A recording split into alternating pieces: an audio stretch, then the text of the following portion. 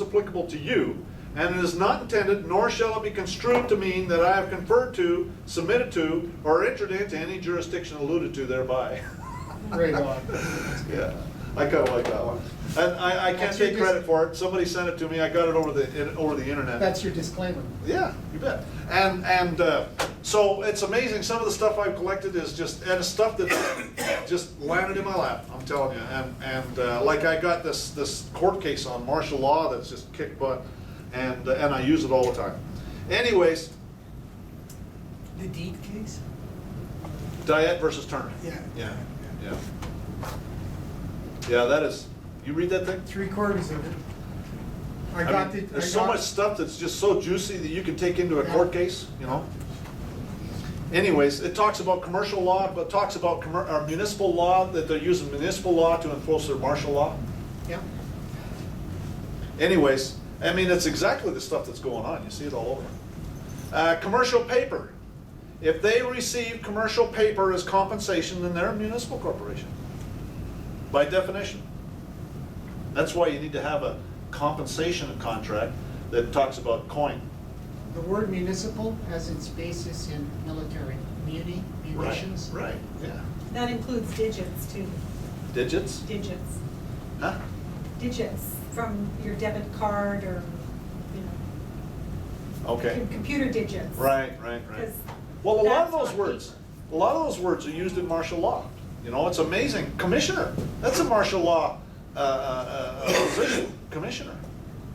Insurance, bonds, that's all martial law. It's amazing how much stuff is martial law, and we just, you know, it's all over, we just didn't recognize it, you know. The law of nations. In order for a nation to exist, it takes three things: people, land, and resources, gold or silver. The only legitimate power held by any government is power that we, the people, delegated, okay? Well, think about it. And I can show you court cases that talk about this. Matter of fact, there's a court case there. That's paragraph 34. If I delegated certain power to the government, well, I can still do it. I gave them authority to do it on my behalf, but I can still do it for myself. What's stopping me from doing it myself? Nothing. Also, I can say, well, you don't have that authority anymore. Yeah, you can change your mind. That's what happens when you delegate. Unalienable rights cannot be unalienated under any circumstances. They're not inalienable. Inalienable rights, and this is the little trick that the thieving bar members try to play, because they go and convert unalienable to inalienable, and then inalienable can be alienated based on a presumed contract. A law merchant contract's a nullity. A presumed contract is perjury of oath. A common law contract's the only valid contract between living souls. Because the only thing that can be involved, if you read their Uniform Commercial Code, it talks about persons. So you have to be a person to be involved in law merchant.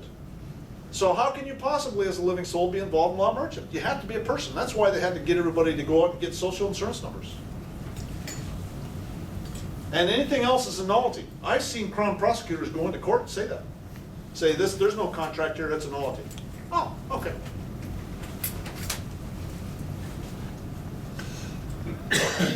Another thing I tell them is I have the right to resist unlawful arrest with lethal force if necessary. I'm kind of in your face sort of guy.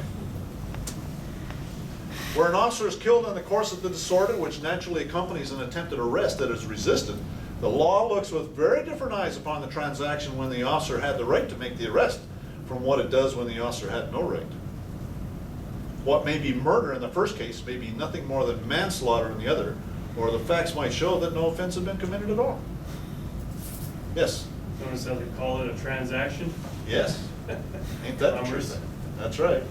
Yeah, section 39 of the criminal code is quite explicit about that. You can't be convicted of using whatever reasonable force is necessary to maintain possession of your property, even against a person with force of law. Yeah, that's right. Definitely. That's right. And that's why I wanna start putting in here stuff about like claim of right.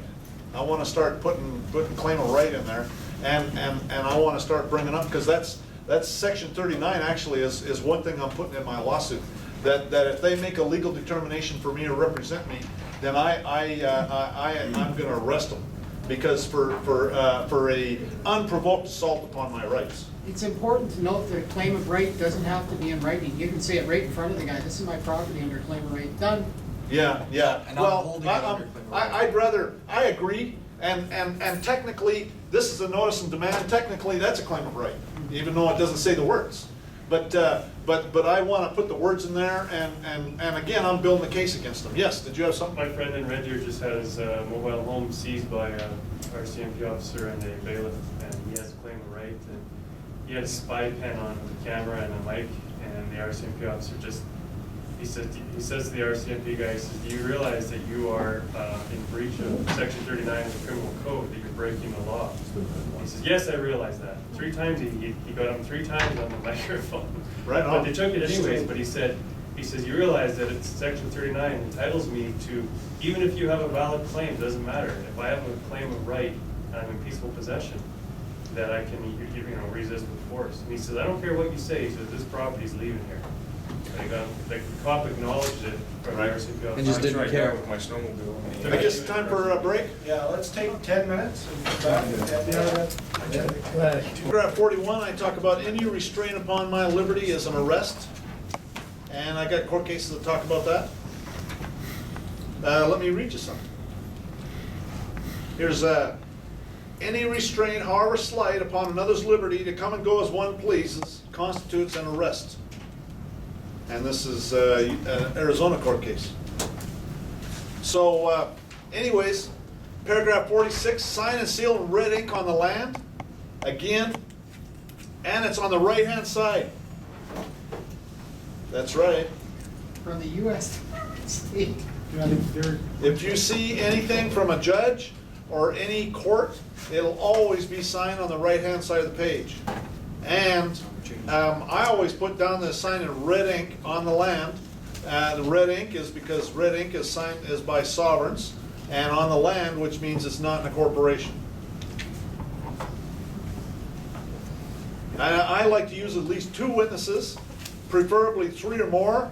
And if I can get 26, that'd be even better, because then I can demonstrate that I can convene a grand jury. I always send my notice and demands by registered mail. A registered mail is kept under lock and key, and there's a chain of custody.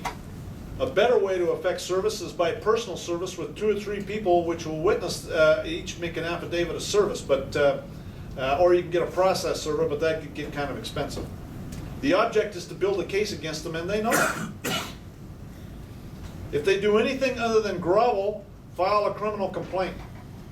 Let them prove they're honoring their oath of office, attach your evidence, send the criminal complaint to their boss. If possible, record the criminal complaint into the public. I've got copies of my criminal complaints in my paperwork here. The books are $100 for the binding and the tabs and everything. If you wanted just the paperwork, it's $60. That's basically the cost of copying. And there's a lot of, yeah, it's 2 sides. Each page has got stuff on both sides. And so that's what that is, but there's copies of all that stuff, everything in the paperwork here. And if possible, record the criminal complaint into the public. After 30 days, add their boss as an accomplice after the fact to the next criminal complaint, and send it to the next boss up the chain of command with a notice and demand, which you demand they remove and prosecute their criminal. And in that case, I send the same notice and demand. I just add in another paragraph at the end saying, you got a criminal that's operating as found in the affidavit of criminal complaint, a true copy of which is attached here to and incorporated herein by reference in its entirety. I hereby demand that you prosecute this criminal, or something like that. You know, just add in a paragraph. Can people use your already filed notices, which are numerous, and claim themselves as co-claimants under you? I don't see why you couldn't. I mean, it's up to you. I mean, I don't have a problem. I mean, I can send you electronic copies, and you could say we know that this was served on you, and I'm hereby claiming all the rights. You probably have to send them notice. You really couldn't file a criminal complaint against them until, you gotta take away their presumption still. You see what I'm saying? Yeah, I'm just saying piggybacking on top of what, You now cer- we're associated, we're all part Certainly of the could. same club. Sure. Numbers get I bigger don't and see, bigger. I don't see a problem. I mean, I do that like that so that other people can benefit from it. Right. So, I mean, I don't have a problem with that. I mean, it's up to you.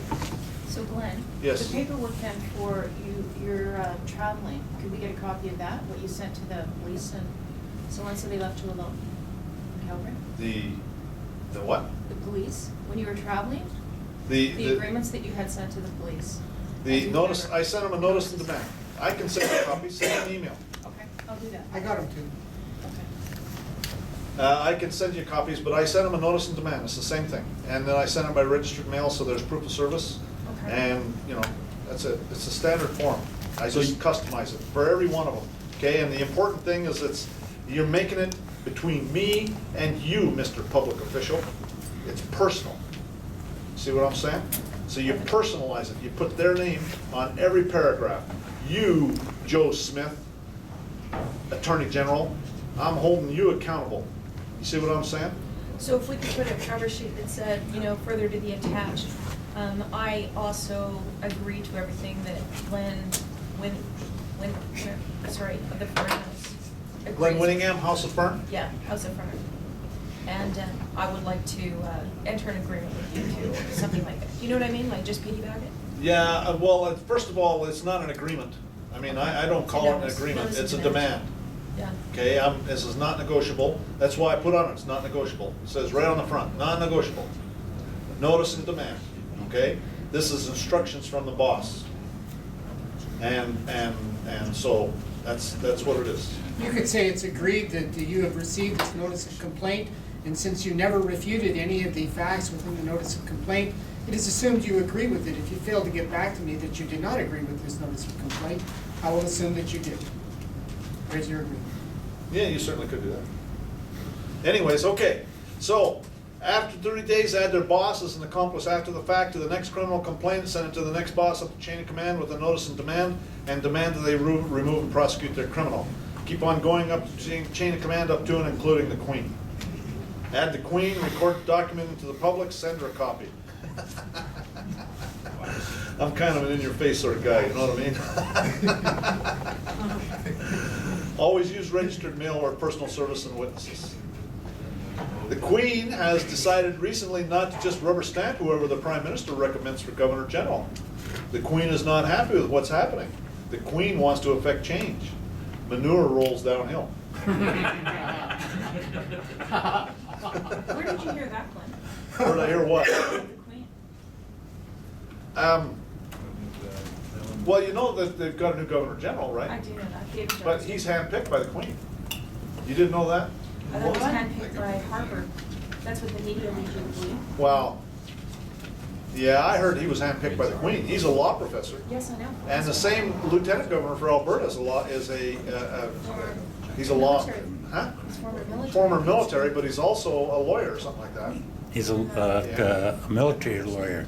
Right, something like that. I knew he had a lawyer background, okay?